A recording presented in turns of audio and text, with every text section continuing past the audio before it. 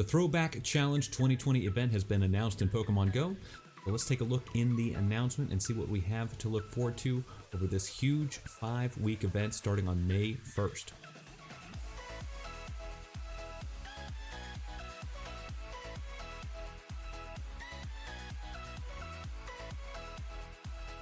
Welcome back to the channel, trainers. My name is Oro Chris. I am your catching coach, and we are on the PokemonGoLive.com website checking out the Throwback Challenge announcement.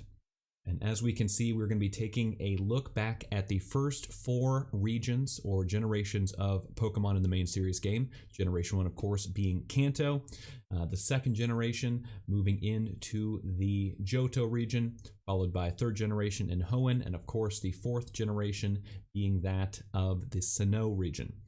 And during this Throwback event, this is going to be a huge 4 weeks worth of challenges that will unlock the 5th week's Challenge Champion Special Research. So if you're able to complete each week's special research tasks, that will unlock the ultimate challenge or champion research that starts in the first week of June. So looking at the announcement here, we can see that the Throwback Challenge, these are the types of tasks that you're going to be tasked with completing, and if you're able to make it through 8 of the research tasks for each challenge or generation, that will unlock the challenge reward for that respective generation's special research. And as we can see here, each week will feature different tasks themed around different regions of the Pokemon world. So starting on Friday, May 1st, running at 1 p.m. Niantic time until the following Friday, May 8th, my birthday, we will be in the Kanto region. Then for the next week, moving into Johto, 3rd week, of course, in Hoenn, and then the 4th week in the Sinnoh region. And then there will be a couple of days of intermission in between the end of the 4th event when we ultimately start the Throwback Challenge Champion Special Research. That doesn't start until Wednesday. So that 4th week will end on Friday. We'll have the weekend to collect ourselves, gain our composure or regain our composure, and then move into the Throwback Challenge Champion if you have been successful in unlocking or completing each of the prior 4 weeks worth of special research tasks. So in Throwback Challenge Week 1, we are going to be in the Kanto region. And for Generation 1, we are going to be rewarded if you're able to complete all of the 8 special research tasks of a encounter with Mewtwo with the exclusive, up to this point, raid move, but it's going to be the exclusive move of Psystrike. Now, Mewtwo with Psystrike in the Master League is an amazing addition to the Master League roster. Definitely a Pokemon you're going to be considering adding into your Master League team for Go Battle League. And what is nice about Psystrike, sometimes some moves, as we may know, are better on the PvP side, but not as good on the PvE side, and vice versa. A Pokemon with an example of that would be Machamp. Machamp with Counter and Dynamic Punch, an amazing generalist, an amazing gym wrecker, awesome in raids, but in the PvP scene, typically you're going to be looking for Counter and Cross Chop. Cross Chop being a lower energy move, more spammable, breaking down those shields. So definitely one of those Pokemon that's kind of a, you want to max one out, you want to have it ready for the raiding, for the Darkrai raids that are out right now. But then when you want to go into PvP, you need to be using something different. So what's nice about Mewtwo, you don't have to worry about that. Psystrike is better in both the PvE and PvP meta. So definitely a great savings there.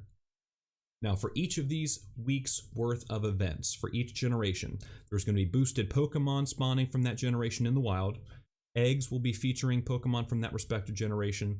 There will be Pokemon in raids from that respective generation, and there will also be themed research tasks. Finally, there is also going to be in each week a focus on a special shiny Pokemon.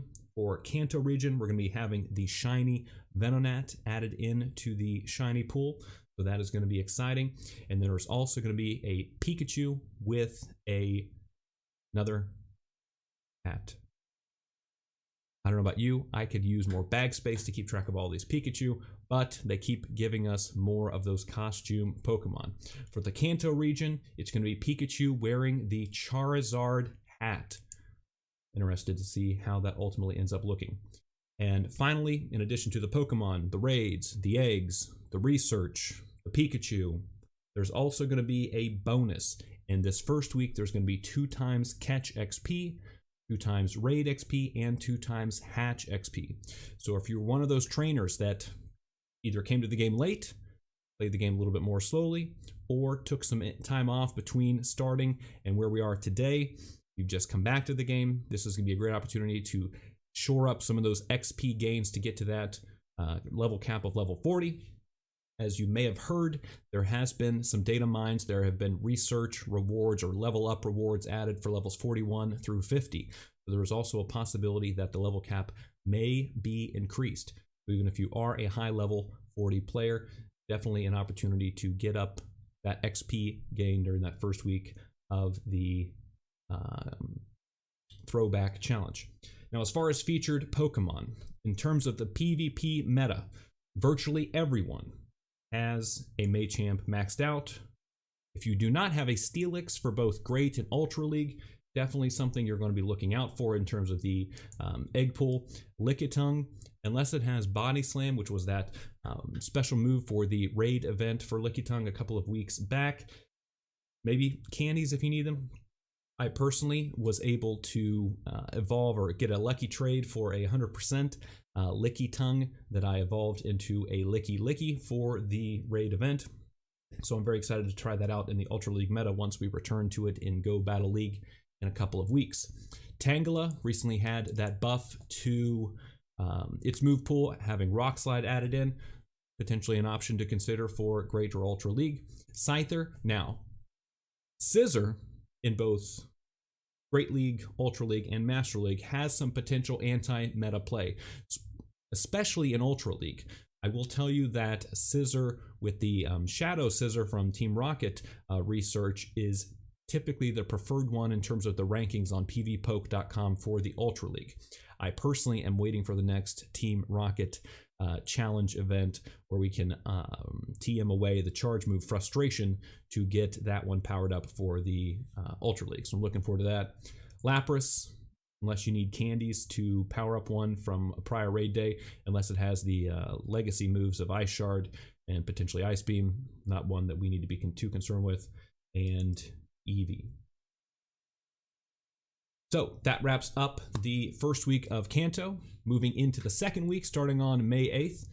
Again, my birthday, exciting. We're going to be in the Johto region. And here we've got the research reward for completing that special research task for Johto is Ho-Oh with Earthquake. That doesn't help Oh-Oh. It does not help him one little bit. And the reason being, the reason that Ho-Oh is not a strong competitor in both PvE and PvP is because its fast moves do not hold up to the rest of the meta. It needs a good fire move or a good, even potentially a good flying type fast move to really move itself into the upper echelons of PvP or PvE content. Earthquake is not going to help it.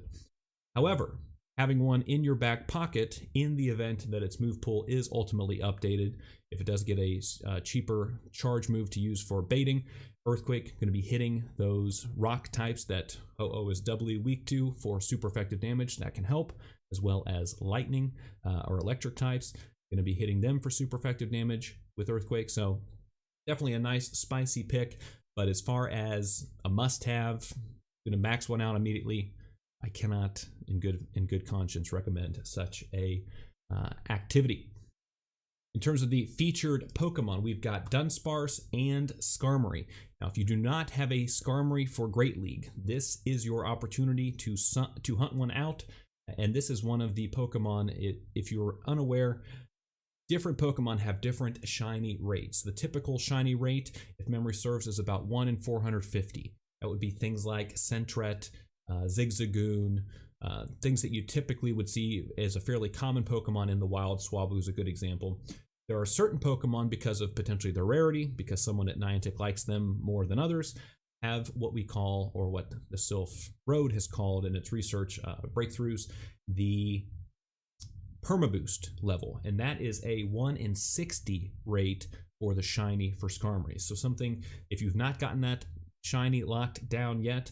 Definitely going to be an opportunity to be shiny checking a few more of those than potentially some other things. And then Dunsparce going to be getting its shiny released here as well. Now Dunsparce, not the most meta Pokemon like Skarmory, but it has been featured in some spicy picks as far as the Sylph Arena's monthly cups have been concerned. As a normal type, it can be a unique option, has access to bite, does some nice solid fast move damage, so something to consider. For me personally, I see Dunsparce pretty regularly during a partially cloudy day when I'm out playing, so I'm not overly concerned, and I'm sure that eventually most partially cloudy days I will click on enough to eventually get the shiny. So still something to be looking forward to. In terms of the egg pool for the Johto region, Chinchou evolving into Lantern. You do not have a Great League Lantern, definitely one you want to add to your roster. Good bulk, that electric and water typing, hitting super effective into or resisting the damage from Skarmory as an electric type, and Skarmory uber pervasive in the Great League meta, as well as Azumarill, going to be hitting that for super effective, so definitely one to be looking out for. Yanmega, potentially a anti-meta pick in some regard, can be with some bug or flying type moves, a counter to some of the potentially more meta Pokemon, things like Venusaur, but not the most concerning as far as what you need to get during this event. Girafarig, also potentially a nice spicy pick. It has access to Confusion as a fast move, which can be nice to hit those fighters for super effective damage. Pineco evolving into Fortress, another great option if you do not have a good Fortress or a couple of them, because its move pool, depending on the Sylph Arena Cup that we're talking about, can shift from month to month. So potentially one that's worth having 2 or 3 of if you can afford it. You have some options for running team matches, practice matches, things like that. Dunsparce going to be hatching. That's not too helpful, but new shiny, that's nice.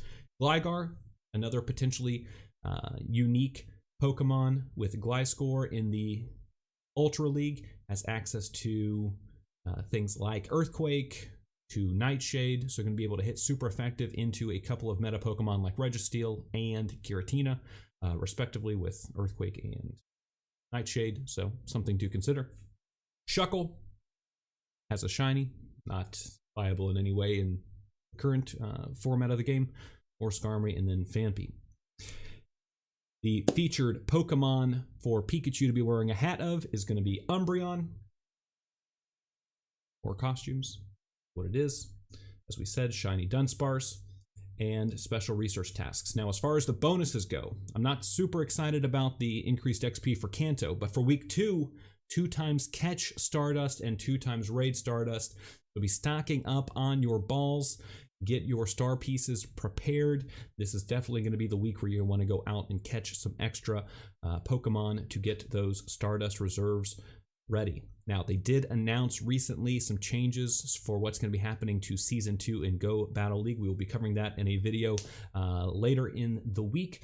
But for now, no, we're going to be wanting some Stardust. There are going to be some new Pokemon that are going to be worth powering up. So get out there and play that that second week of the event. Third week, moving into the Hoenn region, Generation 3, and the reward here. This is a game changer. Groudon with Fire Punch. Now, I know what you're saying. Fire Punch, what does that do for anybody? Groudon with Fire Punch, up to this point, Earthquake has been its cheapest or fastest charging charge move at, I believe, 60 energy, which is not a very spammable charge move rate. Fire Punch at, I believe, 40 energy is going to give it the option to bait out those shields and then be able to hit with those nuke hits of Earthquake. So definitely one that's going to be a big game changer. If you can think back, if you were into the Master League meta before Go Battle League, back at like when PvP first dropped, Groudon was everywhere. The meta has shifted dramatically since that time. Primarily because Swampert, although good, not many people were investing in a Swampert because they were waiting for Hydro Cannon. Now, Hydro Cannon Swampert is a fairly pervasive thing in all 3 leagues, but Groudon, for whatever reason, has really fallen off as far as usage. This is going to make a big change. We'll be doing a specialized video looking at how much better Groudon is, but spoiler alert, he is better. So definitely, as far as when you need to get your research tasks completed, this week 3 is the week that you're going to want to get out there and get that done. Now, as far as boosted Pokemon, me personally, I am the most excited about this generation. And the reason being solely this guy, Zangoose. One, the shiny's been released. I don't have it. That's exciting. But more importantly, in Ultra League, Zangoose is an absolute monster threat to the preeminent meta monster, that being Giratina. As a normal type, it takes immunity to your resistance from ghost type attacks, and it has access to Shadow Claw, could be hitting ghosts for super effective, and the awesome attack potentially raising move of Night Slash. So definitely one you're going to want to get a nice 2 or 3 of to add into your roster, both for Great League and Ultra League. Now, Skitty, going to be having the shiny released, so we'll be having Skitty more frequently in the wild. Skitty, access to Charm, can be a nice unique pick in the Great League. Does not have the stats as far as evolving into Delcatty.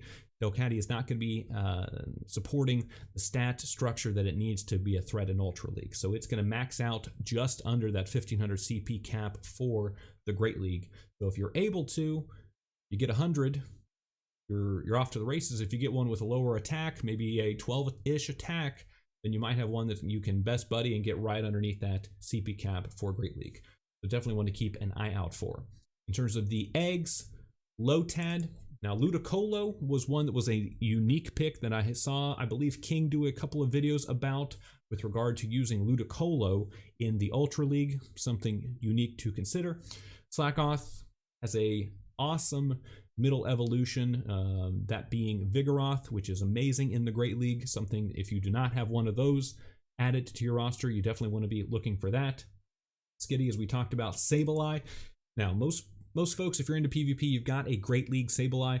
Get some extra candy if you don't have enough to power up or max out another one, because Shadow Sableye is another option in the Team Rocket roster that you want to potentially be considering adding. Mawile, get those Mawile candies, because Shadow Mawile is also a great threat. A lot of folks are running Grass. Cherim recently got a buff in the Great League, as well as Galvantula as a bug type, both of those weak to fire. Mawile running Fire Fang. If you've been watching any of AK's videos, he's been running that Shadow Mawile in the lead spot with Fire Fang. Awesome addition to the team. That is one that I'm going to be trying to add to my roster as well. Trapinch, not super relevant. Phoebus, I did during the last Best Buddy event catch my second in a month. Second Shundo. Got the 100% shiny Phoebus. So I am Phoebus. So I am super excited about potentially there being a move shakeup for Melodic. That might also be a nice anti-meta pick for potentially the Premier Cup, which was recently released. Again, we'll be discussing that in a later video as well. And then Clamperl, not super common, typically only really out there during events or during special research tasks, things like that. So if you don't have candies to power one up, might be the opportunity to get some of those for the roster. And then the hat for Pikachu. What says 3rd gen Pikachu better than a Rayquaza hat? Super exciting. Not excited. And then finally, the special bonus for the 3rd generation is going to be half buddy distance and half incubator distance. Now, I've got some recommendations on what you should be and should not be adding as your buddy.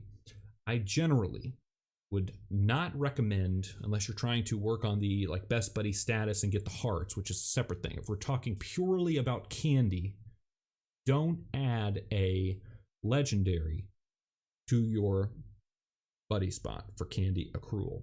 At 20 kilometers, half to 10, even at if you're get your buddy excited, 5 kilometers, it just takes too long. It's so much easier just to throw all of your rare candy into those 20-kilometer Pokemon, all the legendaries and mythicals. Save the buddy for either 5-kilometer Pokemon that you do not have ready access to in the wild, things like Gibble, Riolu, Dino, you know what I'm talking about, Litwick. Those are all great options if you need the 10-kilometer Pokemon. But what's really nice is the lower distance Pokemon, things like Heracross, a 3-kilometer, Zangoose. Now, Zangoose is going to be out now. Up to this point, Zangoose, if you were in this, in the Western Hemisphere, you didn't have Zangoose anymore. This was the only way to get candy. I recently used the half buddy distance event for the Best Buddy event last week for finishing up my Kangaskhan for Ultra League. That's another 3-kilometer Pokemon. So you're going to be a lot better off using half buddy distance for the candies that are going to be accruing more quickly. Now, mathematically, it all ends up being the same. My recommendation is only have your buddy be one of those lower kilometer candies if possible. It typically tends to be more efficient. Use the rare candy for the higher kilometer buddies. All right. So Gen 4, or Week 4 and Gen 4, we're going to the Sinnoh region and the featured Pokemon. Now, Cherubi and Glameow. PogoKieng, King IV, recently did a video with Glameow's evolution, Purugly. I don't remember the name of the trainer that he was featuring. My apologies to that trainer. But Purugly in the Great League, access to Shadow Claw, Thunder. I believe the trainer was also using Aerial Ace. I will put a link to that particular video just so you can check it out. Definitely a nice, spicy pick in the Great League. Electric moves generally are really well suited in the Great League right now. Things like Azumarill, Skarmory are in a lot of teams, and having access to a nuke option like Thunder is going to be very useful in the Great League. So, be looking for Glameow. That is also going to be the featured shiny Pokemon for this week. Be on the lookout for that. Cherubi. What is super exciting about Cherubi is that we know a couple of weeks ago, maybe a month ago, Cherubi Sunshine, whatever form, the one with the flowers, not the Overcast one, the one with the flowers. Cherubi, or Cherrim Overcast, or not Overcast, the Sunshine form. Cherrim got a buff with the addition of Fire Weather Ball, and that is a awesome meta shifting change as far as access to Bullet Seed, which is a super fast charging fast move, a lot of energy gain, and then Weather Ball being the best fire type fast move, or charge move rather, in the game. An awesome option to add onto your roster. Now, what's nice about this is getting those Cherubi with good PvP IVs for Cherrim is typically very difficult. The reason being, you need to get that Sunshine form, the Overcast one, the one with like the purple sort of like not as happy look, the one that's not like dancing. The dancing one, you have to have sunny weather. You need to have a clear weather in order in game to find that one, or get lucky to have it spawn and then you come to it after the weather has changed, but it's still available on the map. Here, and the problem with that is going to be when it's weather boosted, the floor for IVs, you can't get down to a 0 attack. It starts, all of the IVs have a floor when they're weather boosted of 4, I believe, which means that because of that weather boost, they have increased IV floor, which means they have a lower propensity to have a good PvP IV range for that particular Pokemon.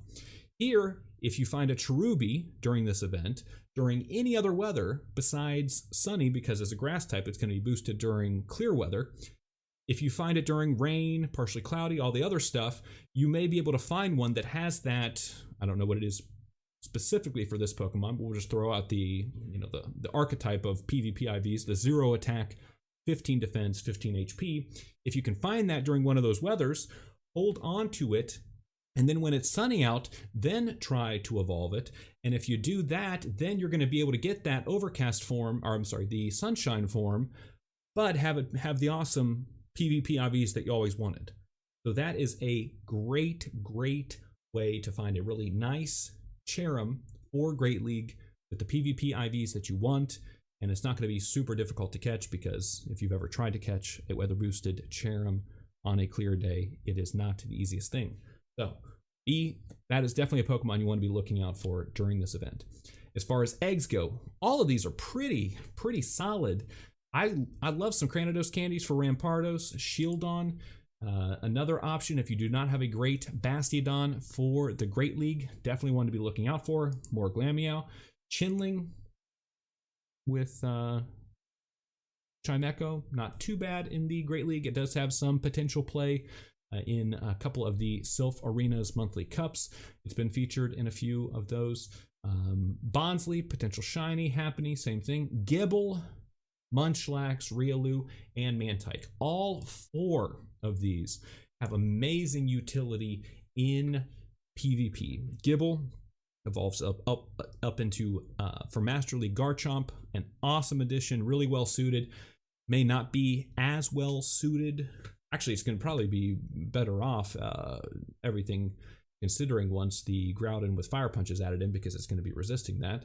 Munchlax, Snorlax is an awesome addition to all 3 leagues of PvP. For Great League, Munchlax is probably the preferred option over Snorlax, but definitely one you want to be adding into your roster. Riolu, Lucario is a real threat, again, in all 3 leagues. Master League, potentially more of an anti-meta pick, but still one you want to be looking out for. And then Mantike, also for Mantine, an awesome addition in Great League, and I think it's like a top 100 pick for Ultra League. Now, a lot of times you don't dig that deep into the Ultra League roster to go down the tier list to get to a top 100 pick, but sometimes you do find a diamond in the rough. So, something worth considering. Now, we've got, for this week, Lucario hats for Pikachu. More costume Pikachu. Always exciting. And then the event, as we said, for this week's bonus is going to be 1 hour incense. Now, during the whole COVID-19 coronavirus, all that stuff, by the way, as an aside, Niantic, I think you've been doing a fairly good job. Thumbs up on my perspective as far as how you've handled the potential concerns with social distancing and the novel coronavirus, and keeping your player base as engaged and happy with gameplay as possible. So compliments to you on that. But here we're going to have 1 hour incense. I think incense are already boosted because of the COVID-19 stuff, but they're going to be going on for the hour nonetheless. 1 hour lucky eggs. Again, if you need the XP, something to consider. But 1 hour star piece. So if you've got any star pieces left after the original, the Stardust boost during the 2nd week, here you can come into the 4th week and have double Stardust time for the star pieces. Not double Stardust for the catches, but double Stardust star piece timing. So something to potentially look out. And then if you're able to complete, as I said, these were the throwback challenges. You need to complete all 4 timed research lines, I think consisting of 8 tasks per line, and that's going to unlock the Throwback Challenge Champion 2020 research. This is going to give us access to complete all 4 sets of tasks. You earn 5 rare candy and reward encounters with Galarian Meowth. Now, before you say anything, no, there is not a Galarian Persian. Galarian Meowth is a steel type that evolves into a Galarian Pokemon, that being our first Generation 8 Pokemon of Berserker. So that is exciting. We've got Galarian Stunfisk. Also, a really nice addition to the PvP roster, has the same typing as Steelix. So 4 weaknesses, but 10 resistances on that Pokemon. I'm really excited and interested to see what the move pool has in store for Stunfisk. As for Galarian Meowth and Berserker, Berserker has a max CP just under that 2500 CP threshold. Not the bulkiest Pokemon, but depending on what moves it is ultimately given access to in its move pool, it could be a unique option to add into Great or Ultra League for PvP, so something to consider. in terms of PvE content, neither of those Pokemon are going to do anything for anyone. So don't worry about them with regard to that. And then finally, a research reward of Genesect. Now, Genesect was available as a research reward a couple of weeks, maybe even a couple of months ago, for a like pay $8 and get some tasks, and then we'll give you a Genesect if you complete it. That was a level, as we know, a research reward is a level 15. Genesect for raids, when it ultimately comes out, is going to be over the CP cap if it's at level 20 for Great League. So a research reward at level 15 is just enough to get it under that 1500 CP cap to be used in Great League. Sadly, Genesect, because of its current move pool, is really not going to be a better option than Scissor in most instances. Has the same typing, bug, steel as Scissor. In both Great and Ultra League, I can't say definitively that you're going to be better off using Scissor, potentially because Genesect has a higher stat product than Scissor. You may have some niche options for it in the Master League, but again, its move pool is not as impressive as Scissor. So even then, you're probably equally well off using a very cheap power-up, only 75,000 Stardust to get the Scissor into the add the second move, whereas for Genesect this would be 100,000 Stardust and 100 candies. So complete all of those first 4 weeks of tasks, and then you're going to have the Throwback Challenge. This is going to be running again. As I said, we're going to have a little bit of an intermission, and maybe they have an event planned for that weekend, but it's going to end on Friday, that 4th week in Sinnoh, and then come the following week on Wednesday. That is when the Throwback Challenge Champion event is going to ultimately be culminated. All trainers can look forward to the following features. So this will be for everyone. Galarian Stunfisk will be appearing in the wild. Because of how they've treated Alolan forms up to this point, I'm virtually certain it'll have the same candy as the what generation was it? Unova Stunfisk that we recently had added into the game. If you're not aware, True Blue, like normal, not Galarian Stunfisk, just the ground electric type Stunfisk, an awesome option in the Great League. One definitely to consider adding into the roster. It has got some good bulk. Again, access to an electric type move, hitting Azumarill and Skarmory is always a nice option. But as we've been saying, some of those other Pokemon that are using those electric type moves, you're going to be, as an electric type and ground type, going to have triple resistance to electric type attacks for regular Stunfisk. So definitely an option you want to consider adding into the Great League team roster for your Go Battle League options, as well as in the Sylph Arena's monthly cups. For this event portion, we're going to have Galarian Pokemon hatching in eggs. Now, this is going to be similar to how they released Alolan forms. There were things like Alolan Rattata in the wild, but then other Alolan Pokemon, Sandslash, Vulpix, some of those other ones, those were only in like the buddy eggs. That's going to be the same thing here. The 7-kilometer eggs will be adding in these Galarian Pokemon. Now, we talked about Galarian Meowth. We have not talked about Galarian Zigzagoon and Galarian Darumaka.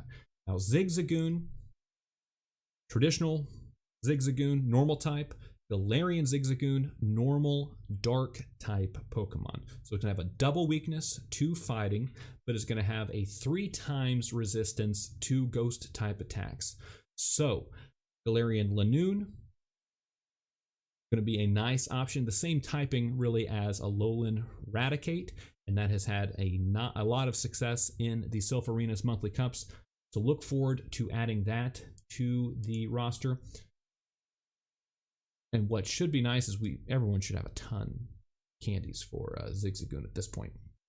Now, it says evolve your Galarian forms. They specifically mention Galarian Zigzagoon. Zigzagoon evolves into Lanoon. We all know that. We've all got that. In the 8th generation, in Galar, in Pokemon Sword and Shield, there was an additional evolutionary stage added in for this evolution line. After Lanoon, it can evolve into Obstagoon, which is a super awesome as far as a Pokemon character design goes. Really awesome looking Pokemon. Again, normal dark type, but it has a max CP at 2600. Lanoon has had some nice spice options as far as running it in the Great League, but Obstagoon, getting up to that 2500 CP threshold, can now be that normal dark type Pokemon to add into the Ultra League to triple resist Giratina's Shadow Claws, triple resist the Shadow Sneaks, the Ominous Winds, the Shadow Balls. Really going to be a nice option. As a result, because of its double weakness to fighting, we may see some increased fighting type Pokemon to counter Registeel in the Ultra League as well. So we'll see how the move pool looks for Berserker, for Galarian Obstagoon, and then we've got Galarian Darumaka. Now, Darumaka as a Galarian form, traditional Darumaka as a fire type, this is going to be an ice type. When we get Zen mode or Zen form Darumaka, definitely going to be a really interesting Pokemon for both PvE and PvP potentially. For now, however, this is still going to be a nice... We'll have to see really what the move pool looks like. I'm not familiar if it's been data mined quite yet, but the moves ultimately, in a lot of cases, decide the utility of the Pokemon. Just look at Ho-Oh, as we talked about. So that will wrap it up. My personal perspective, the month or the week with the best Pokemon to be looking for. I am most excited about the Zangoose during the third week. Yeah, third week. Zangoose, I'm really looking forward to that. The best research reward, Groudon for sure. If they add Fire Punch into the Elite TM move pool, it may be an option to consider for Master League. And as far as the rewards go, I think the second week's 2x Catch and Raid Stardust is definitely my pick. If you think that I missed something, if there's some aspect of this 4-week long, 5-week if you add in the Throwback Challenge Champion Week that I missed, something that you're particularly interested in hearing more about, please leave a comment down below.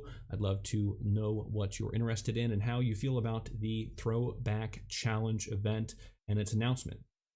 But for here and now, thank you for watching and happy catching.